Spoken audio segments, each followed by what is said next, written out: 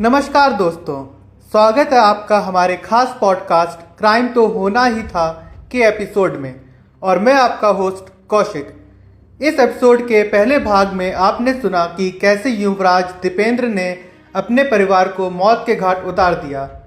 आज के एपिसोड में हम जानेंगे इसके पीछे की रहस्यमयी कहानी।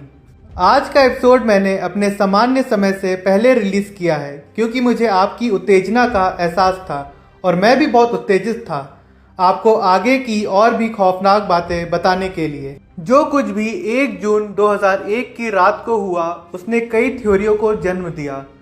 आज के एपिसोड में हम एक एक थ्योरी को विस्तार से समझेंगे। चलिए शुरू करते हैं इसके पीछे की पहली थ्योरी से।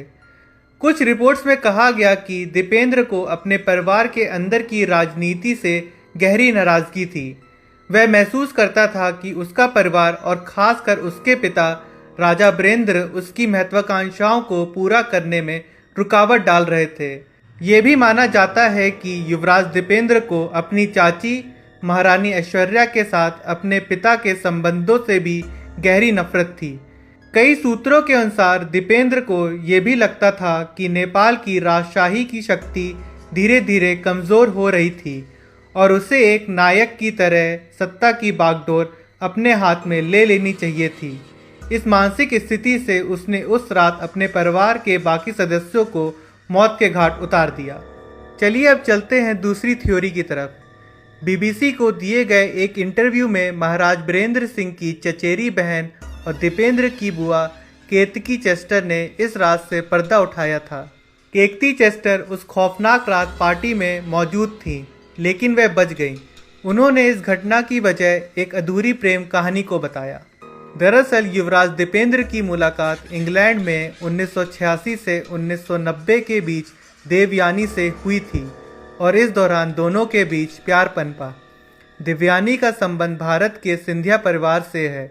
उनकी मां उषा राजे ग्वालियर की राजमाता विजय राजे सिंधिया की बेटी हैं और माधवराव सिंधिया की बहन। इससे कहा जा सकता है कि देवयानी की मां ज्योतिरादित्य सिंधिया की बुआ हैं। देवयानी की मां उषा राजे का विवाह नेपाल के राणा परिवार से जुड़े पशुपति शमशेर जंग बहादुर राणा से हुआ था। देवयानी उनकी बेटी है।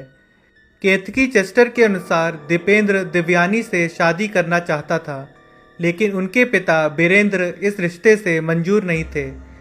वहीं देवयानी के परिवार को भी यह रिश्ता स्वीकार नहीं था। इसके अलावा दीपेंद्र को शादी के लिए पर्याप्त धन भी नहीं मिल रहा था और राज परिवार से बेदखल किए जाने की धमकी भी उनको दी गई थी। इस सब से निराश होकर दीपेंद्र ने यह भयानक कदम उठाया और कत्लेआम को अंजाम दिया। कई थ्योरीज और कयास हैं कि इस हत्याकांड के पीछे नेपाल के कुछ उच्च अधिकारी और सत्ता के लालची तत्व हो सकते हैं। कुछ लोग ये मानते हैं कि इस हत्याकांड के पीछे एक योजना थी जिसमें नेपाल में राजशाही के अंत की दिशा तय की गई। तो तीसरी थ्योरी के हिसाब से कुछ विशेषज्ञ ये भी मानते हैं कि दीपेंद्र का हत्याकांड एक पूर्व निर्धारित साजिश का हिस्सा था जिसका उद्देश्य राजा बीरेंद्र और उनके परिवार को हटाकर एक नए नेतृत्व को स्थापित करना था। क्या ये सिर्फ संयोग हो सकता है कि हत्याकांड के बाद नेपाल में लोकतंत्र आंदोलन तेज हो गया अतः 2008 में राजशाही का अंत हो गया? ये सवाल आज भी उठते हैं। हमारी चौथी थ्योरी के हिसाब से दीपेंद्र के चाचा और महाराज बीरेंद्र के भाई ज्ञानेंद्र की है जिन्हें इस कत्लेआम के बाद महाराज बनाया गया था। असल में ज्ञानेंद्र उस वक्त पार्टी में नहीं आए थे। हालांकि उनके बेटे पारस और परिवार के बाकी सदस्य उस पार्टी में मौजूद थे।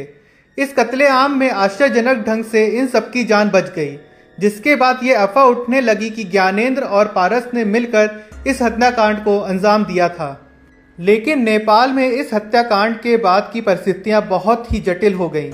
जनता में राजशाही के खिलाफ आक्रोश बढ़ने लगा और नेपाल में लोकतंत्र की दिशा के लिए कदम बढ़ाए गए। 2008 में नेपाल ने आधिकारिक रूप से राजशाही को समाप्त कर एक गणराज्य की घोषणा की जिसके साथ नेपाल का सम्राट इतिहास का हिस्सा बन गया।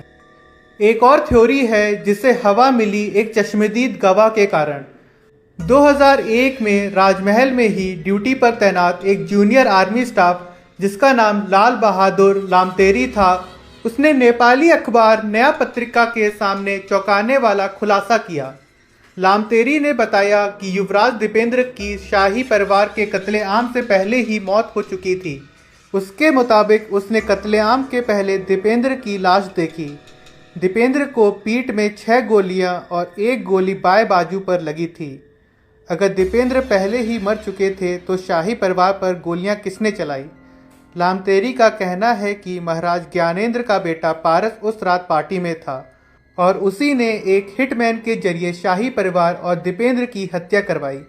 जिस हिटमैन ने इन सबको मारा उसने हूबहू दीपेंद्र जैसा मास्क पहन रखा था।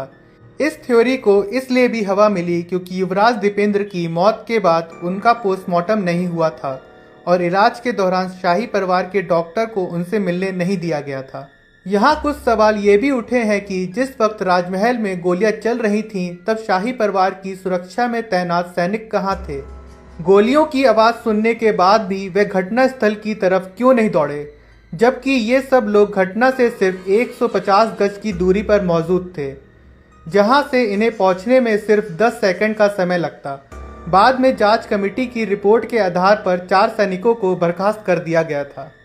आखिरी और छठी थ्योरी के हिसाब से ऐसा बोला जाता है कि नेपाल में कोई भी काम बिना रॉ और CIA के इशारे के बिना हो ही नहीं सकता है। तो जो कुछ भी उस रात हुआ वो भारतीय खुफिया एजेंसी रॉ और अमेरिका की खुफिया एजेंसी CIA की भूमिका पर भी इशारा करती है।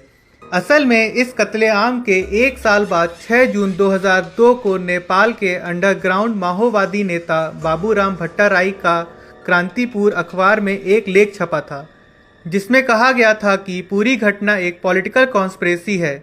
इस लेख में नेपाल के शाही परिवार को चीन के साथ बढ़ती नज़दीकियां का हवाला दिया गया और कत्लेआम में रॉ और CIA पर निशाना साधा गया था।